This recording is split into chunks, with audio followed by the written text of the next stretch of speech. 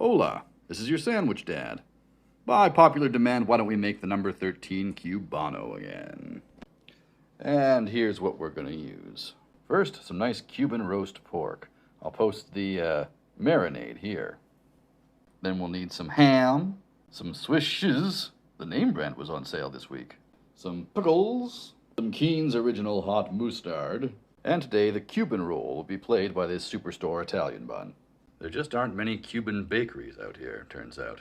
Oh, and we'll also need the Lean Mean Fat-Reducing Grilling Machine by George Foreman. First, split the roll and lay on a good deal of that hot mustard. Then your Swiss cheese, then your pickles, then pet your dog. Next up is ham, then that beautiful Cuban pork, and of course, more cheese. Put it together, it already looks decent. George hasn't had his way with it yet. Keep peeping to see what's going on in there. Oh, and here we are. Cut diagonal. Admire and enjoy. Sandwich Dad, good day.